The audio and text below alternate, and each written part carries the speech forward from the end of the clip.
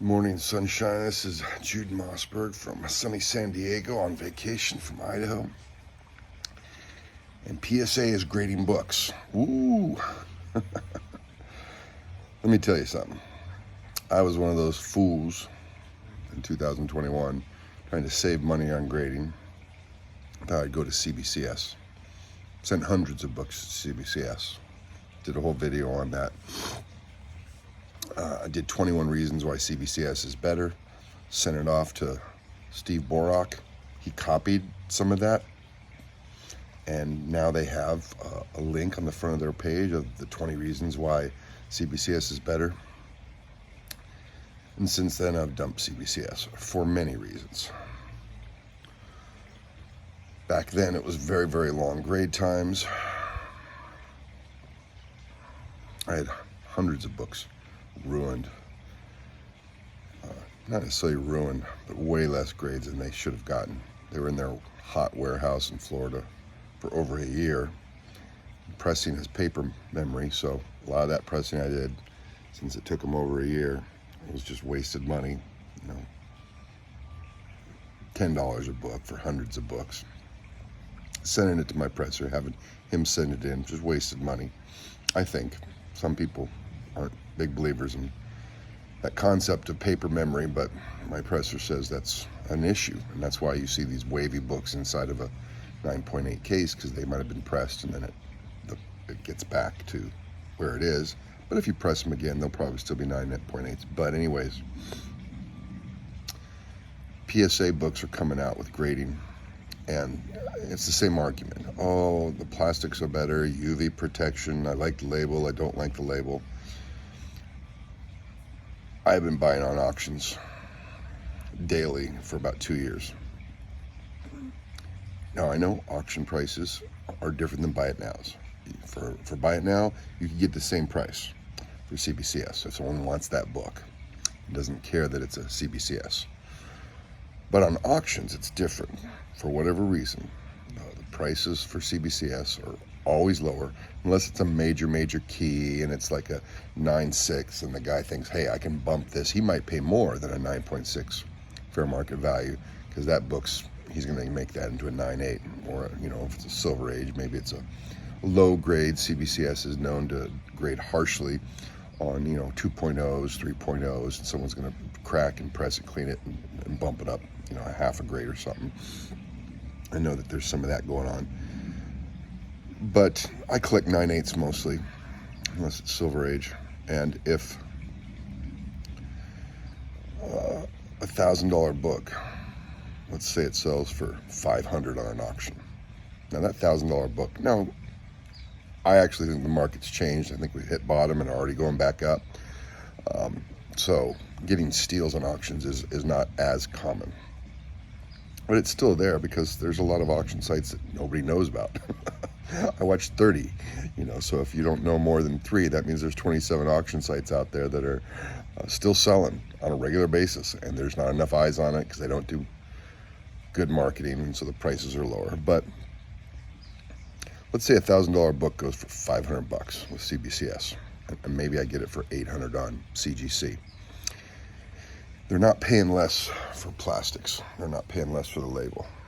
And this just doesn't come up enough. It's 50% less than fair market value because there's 50% less confidence that that book is going to retain a 9.8. If you crack it, send it in and get a signature, is the grading process going to give you a 9.8 at CGC? And I would say, after cracking and pressing many books, both CGC and CBCS, CBCS is about double the rate that loses a grade. So if it's 10% of CGC that loses a grade, it's 20% or more of CBCS that loses a grade. So double. I think it's that lack in confidence in their grading process, or maybe the education level or experience level of their graders, coupled with maybe their process. Because after Steve Borak left, he was the grading guy. That's when I was confident in their grading, because he was running it. When he left, they could have made any changes they want. If clients want More 9.8s. Companies usually give clients what they want. Now, could CGC do that as well? Sure. But since they're the standard, the question is whether that 9.8 that gets cracked is going to keep a 9.8. And I think that's why you see prices for CBCS fall as much as they do, because there's less confidence that it's really a 9.8.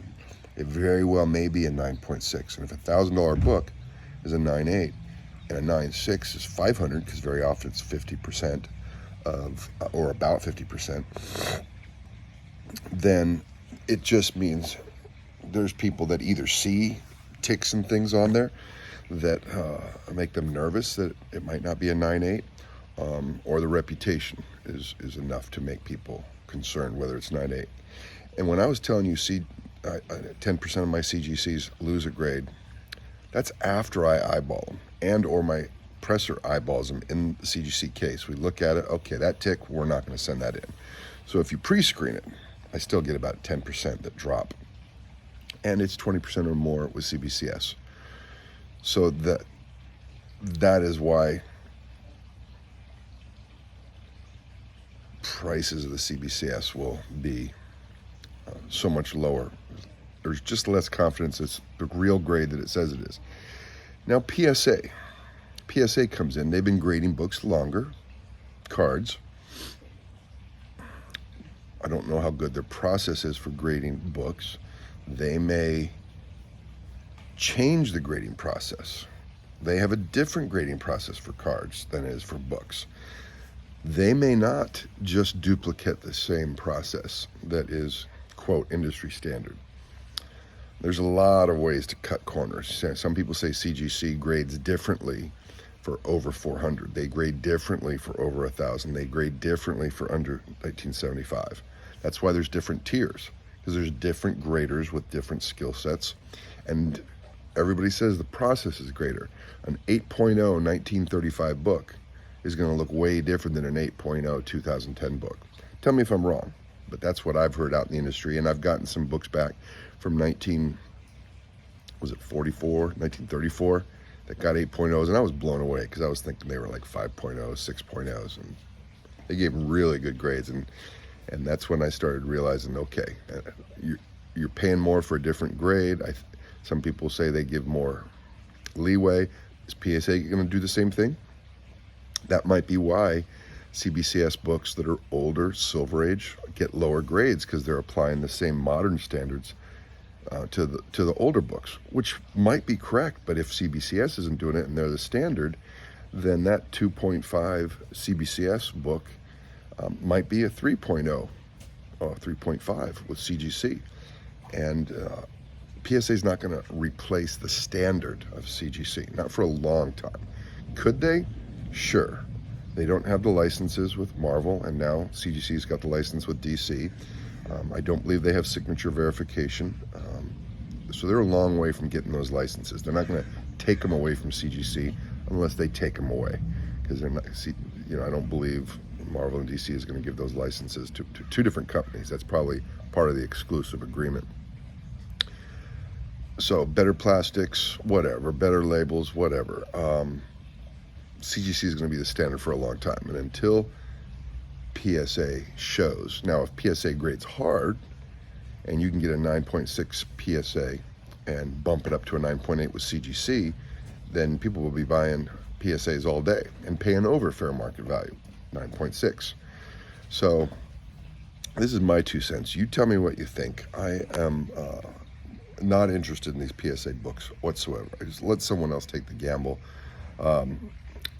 It's a novelty. It's something new. Everybody wants CGC to have competition. I'm a full supporter that CGC has good competition.